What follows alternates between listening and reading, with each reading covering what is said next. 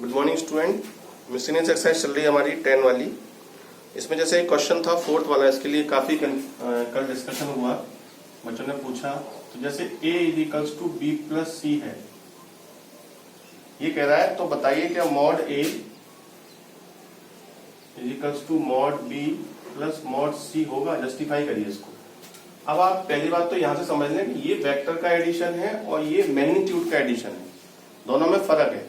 तो मैग्नीट्यूड का एडिशन तो ऐसा है कि एक वेक्टर का मैग्नीट्यूड 3 है, एक वेक्टर का 5 है, दोनों मिला के 8 हो गए। वो 8 मैग्नीट्यूड अगर किसी और वेक्टर का है तो हम लिख देंगे कि magnitude a is to magnitude b plus magnitude c। लेकिन ये इस कंडीशन से आ जाएगा ऐसा कोई जरूरी नहीं है, क्योंकि इसका सही मतलब क्या है, b a is to b plus c, यानी b प्लस c का जो रिजल्टेंट है वो a है।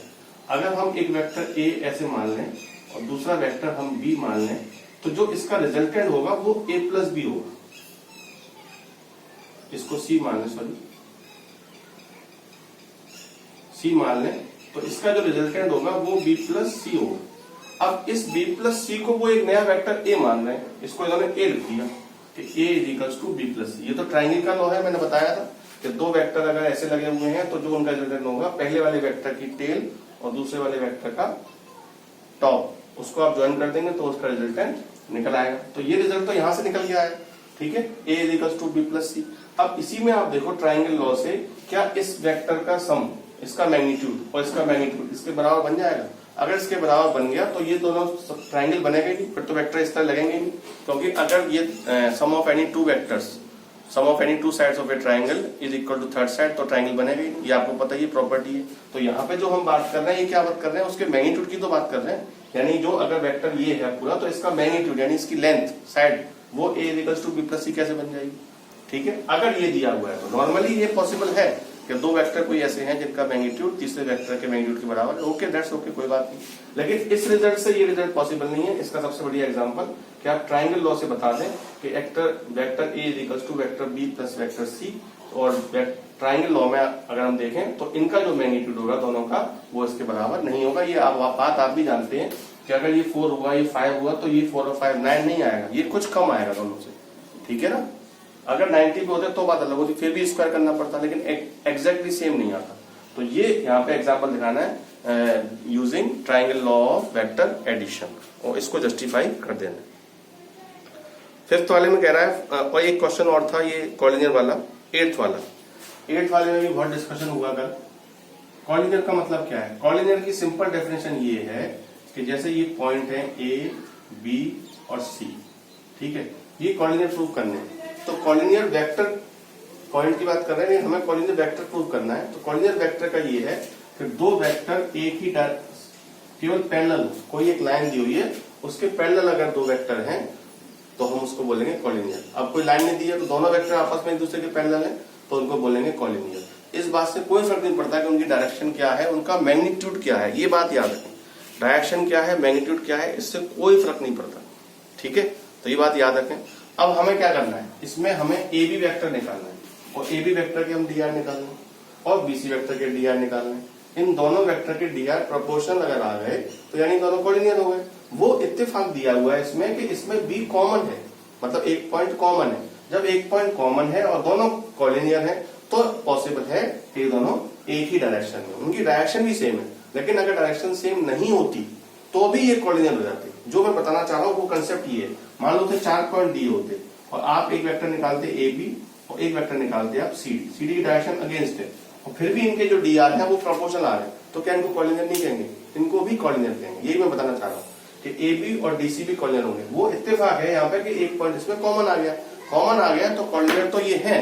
कॉलिनियर से ज्यादा कुछ और भी है कि इनकी डायरेक्शन सेम है, यानी ये एक ही डायरेक्शन है, बस इतना फर्क पड़ रहा है। कॉलिनियर की डेफिनेशन जो बुक में लिखी है और मैंने भी बताया था, उसमें स्पष्ट लिखा हुआ है कि उसमें डायरेक्शन से कोई फर्क नहीं पड़ता, डायरेक्शन सेम हो सकती है, अपोजिट हो सकती है, इट डजंट मैटर, ठीक है। तो कॉलिनियर का जो कंसेप्ट था ये बिल्कुल भूल जाए।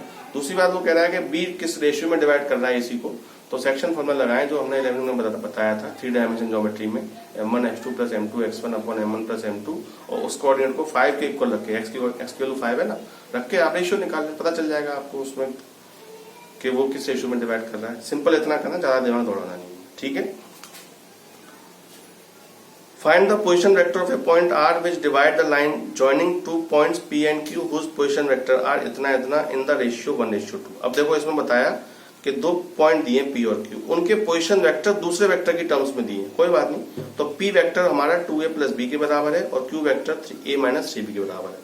तो जो हमने बताया था कि a और b वेक्टर अगर दिए हुए हैं और एक वेक्टर तीसरा उसको डिवाइड कर रहा है किसी रेशियो में, तो वो mb + na होगा ना। तो mb की जगह यहाँ पे Q आ जाएगा, mq + na की जगह np वेक्टर आ जाएगा, ठीक है। P का position vector upon m + n ratio दिया हुआ है, तो R का पोजीशन वेक्टर निकल के आ जाएगा। और फिर वो बाद में कह रहा है कि शो करो कि P जो है वो QR का मिड पॉइंट है।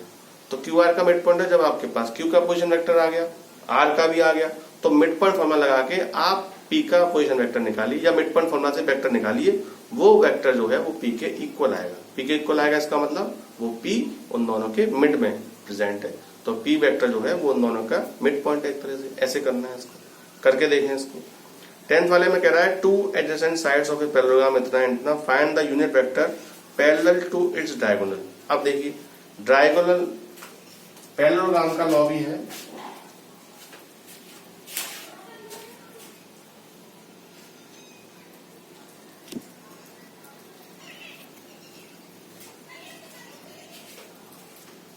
पैरेललोग्राम लॉ भी है एडिशन का।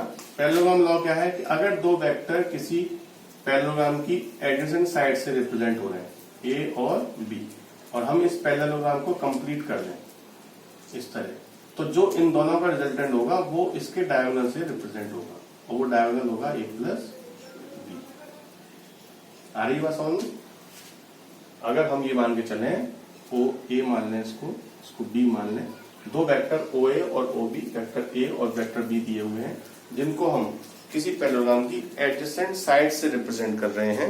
तो पूछ रहा है कि हमें जो है वो इनका रिजल्टेंट निकालना है। तो इनका जो रिजल्टेंट होगा वो उसके डायगोनल से रिप्रेजेंट होगा, किसके? पैरेललोग्राम से, और ये इनका रिजल्टेंट है। अब वो कह रहा है कि हमें यूनिट वेक्टर निकालना है पैरेलल टू इट्स डायगोनल। तो हम डायगोनल वेक्टर निकाल लेंगे। डायगोनल वेक्टर क्या निकल के आएगा? पहले वेक्टर को a मान लो, दूसरे को b मान लो, डायगोनल वेक्टर को c मान थोड़ी देर के लिए। Let diagonal vector c = a + b। अब c के पैरेलल यूनिट वेक्टर निकालना है, तो c के पैरेलल यानी c जैसे ही होगा वो, उसमें केवल मैग्नीट्यूड का फर्क होगा, कुछ भी हो। तो यूनिट वेक्टर निकालना है, तो c का यूनिट वेक्टर आप निकाल लीजिए बस। फिर वो कह रहा है कि नहीं, अब इसका एरिया भी बताइए। एरिया के लिए मैंने आपको बताया था कि अगर पैरेललोग्राम का एरिया निकालना है, उसके दो वेक्टर दिए हुए हैं a और b, तो पहले आप a और क्रॉस b निकाल लें एडजेसेंट साइड का, फिर इसका मैग्नीट्यूड निकाल लें, आपका आंसर आ जाएगा। a और b का क्रॉस कैसे निकालेंगे ये मैंने बता दिया था आपको। क्रॉस निकालने के लिए i, j, k उनके जो कोफिशिएंट दिए हुए हैं उनको रख के आप डिटरमिनेंट के हिसाब से इसको सॉल्व करेंगे, ठीक है। तो 10th वाला भी हो जाएगा, ये निकल जाएगा। 11th में कह रहा है शो करो कि DC of vector equally inclined to the OX, OY, OZ। ये क्वेश्चन पहले भी आया है कि कोई वेक्टर है वो इक्वली इंक्लाइंड कर रहा है OX, OY यानी कोऑर्डिनेट एक्सिस के साथ में, तो उसका जो डीसी होंगे वो ये होंगे, शो करना है। तो उसने पहले कह दिया कि इक्वली इंक्लाइन कर रहा है। इक्वली इंक्लाइन कर रहा है, इसका क्या मतलब है? इसका मतलब ये है कि अल्फा, बीटा और गामा तीनों सेम है। तीनों सेम है यानी L, M और N सेम है, तो L² + M² + N² 1 हो गया।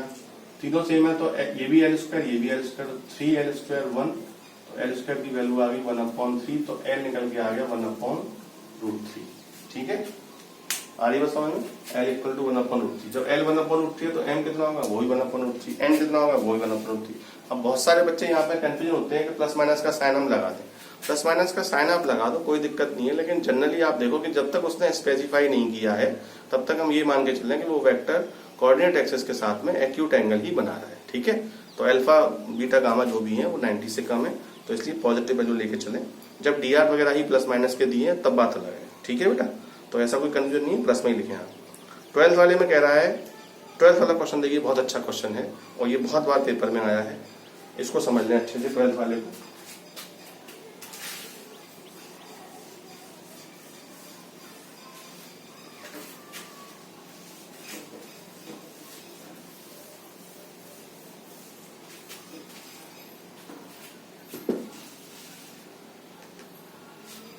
ट्वेल्थ वाले में कह रहा है A वेक्टर दिया है, B दिया है, C दिया है, ये कह रहा है फाइंड अ वेक्टर डी, एक वेक्टर डी बताइए which is perpendicular to both A and B, जो ए और बी दोनों के परपेंडिकुलर है। ठीक है, देखिए पहले वेक्टर ए दिया हुआ है इसमें 12 वाले में, vector A is equals to i plus 4j plus 2k 3i 2j 7k 2i minus j 4k। अब ये कह रहा है कि एक वेक्टर डी दिया हुआ है जो दोनों के परपेंडिकुलर है, ए और बी के। अब जाहिर सी बात है कि दोनों के जो परपेंडिकुलर एक वेक्टर होगा वो कौन सा होगा, वो उनके ए क्रॉस बी होगा। तो लिखेंगे and D is perpendicular to both A and B. So अब ए क्रॉस बी निकाल लो पहले थोड़ी देर के लिए। ए क्रॉस बी तो इनके परपेंडिकुलर होगा ना, तो ए क्रॉस बी आई जे के 1 4 2 3 माइनस 2 7 आई ऐसे ये कैंसिल 4 7 जा 28 माइनस प्लस 2 टू जा 4 माइनस जे ये कैंसिल 1 का 7 6 प्लस के ये cancel 1 minus 2 minus 12 32i minus J minus 14 K. ठीक है, ए क्रॉस बी। अब इसको अगर देखें तो उसने कहा था कि एक वेक्टर जो है वो इसके परपेंडिकुलर है, तो लेट डी दोनों के परपेंडिकुलर था ना, लेकिन इसके मैग्नीट्यूड में तो फर्क आएगा ना भाई, इसके परपेंडिकुलर है, मैग्नीट्यूड के बारे में तो कोई इन्फॉर्मेशन दी नहीं है। तो हमने ये वेक्टर इन दोनों के परपेंडिकुलर है, ए और बी के, यानी ऐसे है 90 दोनों के ऊपर, लेकिन मैग्नीट्यूड कितना है पता नहीं, तो हमने लैम्डा लगा के ए क्रॉस बी लगा दिया। ये बात आप समझें ध्यान से कि लैम्डा क्यों लगाया। लैम्डा इसलिए लगाया कि मैग्नीट्यूड डिफर होगा, डायरेक्शन तो चलो ए क्रॉस बी की डायरेक्शन में आ गई। ठीक है, तो ये हो जाएगा lambda 32i minus J minus 14k 32 lambda आई लैम्डा जे माइनस 14 लैम्डा के। ये डी आ गया। अब एक और कह रहा है कंडीशन इसमें कि सी डॉट डी 19 के इक्वल है। Now C dot D is equals to 15 के इक्वल है, सॉरी। तो सी कितना था हमारा, सी दिया है 2i माइनस जे प्लस 4k डॉट डी कितना है 32 लैम्डा आई माइनस लैम्डा जे माइनस 14 लैम्डा के इज इक्वल्स टू 15। मल्टीप्लाई करें तो कितना आएगा 64, आई का आई में करेंगे 64 लैम्डा, जे का जे में करेंगे प्लस लैम्डा, के का के में करेंगे minus 56 lambda is equals to 15। ठीक है, तो ये निकल के आ गया 64 लैम्डा और 65 में से 56 चलेगा, कितना बचे 9 lambda, 9 lambda is equals to 15, तो lambda is equals to 5/3। Lambda आपका 5/3 आएगा, 3 5 15 3 9। ठीक है, अब ये लैम्डा की वैल्यू जो है वो यहाँ पे पुट कर दो आप इधर, तो निकल के आ जाएगा now D equals to 32 lambda 32 into 5/3 i minus 5/3 j minus 14 5/3